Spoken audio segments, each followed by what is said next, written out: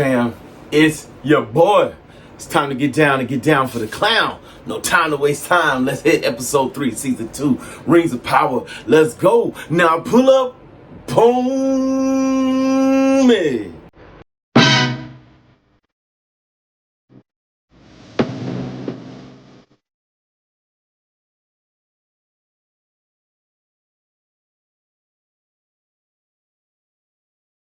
What it is, what it does, what it do. It's your boy. Yes, time to have a conversation, baby. Woo! Yo, before we get into that, Geek Town, Afro Tuck Nation, get down, like, subscribe, share, comment, talk to your boy. Let me know what your thoughts and feels is. You know what I mean? Like, I want to get down with you, hear what you think. Yo, I want to hear some of your conspiracy theories. What you feeling out there? You know what I'm saying? But let's get into it. Episode 3, season 2, Rings of Power, Lord of the Rings week. Yes, this was a couple pieces. Now, this was informational, in depth, and going into this next episode. You start off with Isildur's horse. Now, I know some of y'all, I hope all of y'all know who Isildur is. Isildur is the man who eventually cuts off the rings of the fingers of Sauron to get to the ring. Look, we're now getting into the fall of man. Man is heading towards his downfall. Eventually, Isildur's father will become king, and then Isildur will take the throne. Well, that a lot of things has to happen. Some people have to lose power. Some folks have to lose faith. A lot of stuff has to go down. So we're in the process of watching how Isildur even got to the place he was in the prominence that he was.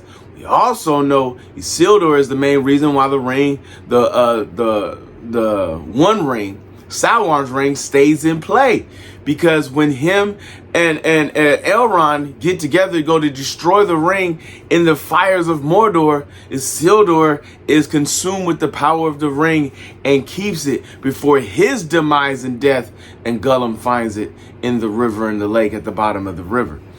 So this play on how he is and every is coming to effect, because he has some good and bad qualities about him. He's not a bad person, but he is easily influenced by the things around him. What else did we learn? The young kid who started the fires of Mordor, the young kid whose sister was in love with an elf, and that's all he had. He is on his way down the path. I still hold the claims that this young man is one of the ring wraiths, that he is definitely connected to the darkness that is, and his sister's death is only consuming him even more. It is also a play on the return of the king and the young lady, Elrond's daughter, because you know that was a forbidden love. She's an elf. He's a human, he's king, but he has a long lineage and is connected to Isildur. Yes. Oh my gosh, the connections are real. So all those things come into play. The dwarves. What did I tell you yesterday? That Sauron is playing on the fact that the dwarves are having issues at home. You know what I mean? That they are having problems growing their crops and becoming productive members of society. You know what I'm saying? And what did they promise them? They promised them rings. Rings that can heal their land. Rings that can heal their power.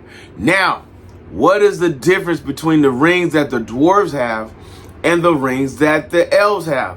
When these rings are created by the dwarves, or for the dwarves, and the ring maker hands the ring, the mithril to Sauron. Sauron now touches this set of rings, which is why they fall so hard. Let's go back to all the Lord of the Rings movies. The elves were probably the only ones, even though they had also rings of power, that did not fall as far as the dwarves and mankind, because this is now one of the things that Sauron has fully connected a portion of his power, his malice, his hate into the rings. And so this is why that cavern falls so hard, and orcs eventually take it over when we come across it in Fellowship of the Ring. What else did we learn? We came across the spiders. I hate spiders, bro. Let's be honest.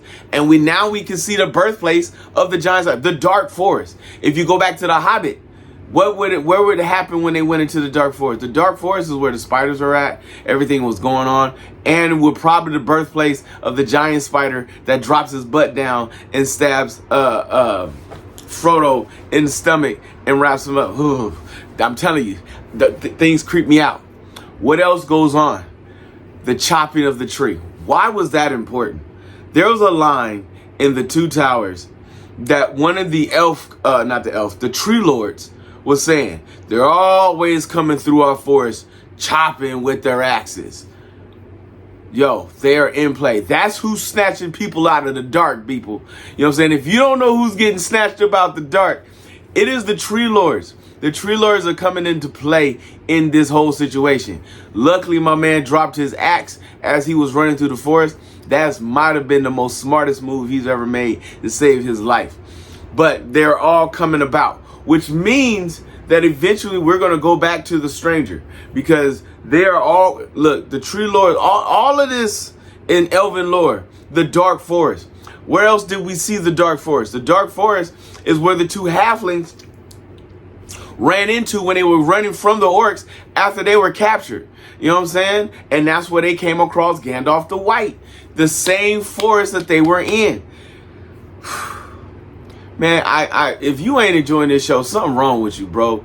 They got so many little pieces. This episode here was more informational and more depth to give you, because it really focused on the fall of mankind, the fall of the kingdom. Because that kingdom, the kingdoms fall. They lose their king. They lose their way. And we know that we are like far off away from everything happening, because at this point, Elrond is still a young elf. He's old, but he's young. You know what I'm saying? Isildur is still a young man. His father is still just a part of the king's guard. Oh my gosh, how could I forget the eye? What is the one thing that Gandalf warned us? Anybody who has the eye can see through it, because they're not all accounted for. You know what I'm saying? And so this eye is going to play a part, and this eagle showing up during the coronation, it made it a perfect ruse for this man to take power and old girl to lose the kingdom. Oh my gosh, she saw it in the vision. The eye told her what was going to happen. That they were going to die by water, that this kingdom was going to fall. And she's been trying to prevent the future. That's what happens when you mess around and see the future. You see the future, you want to stop the future. Yo, things are falling into place. Sauron has got his place, his part played very well. He's even gotten the ringmaker to lie to the elven king, so he could continue to create the rings. He plays on your emotion. He plays on your vanity. He plays on your pride. Like, he hits I'm telling y'all, man, Sunday morning is coming, dog. Because this man, wildin'. Absolute wildin'.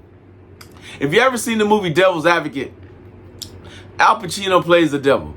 And he says, vanity is my favorite sin. You know what I'm saying? Everybody's pride and vanity between the dwarves and the elves is going to come to a downfall.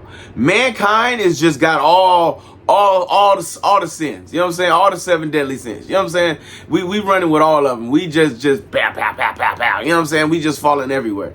Old girl that Isildur's come across, she had the marking of Sauron on her back. All those that are called the wild men that are in the forest. This piece right here, I can't wait for the next episode. I can't wait to watch the next piece.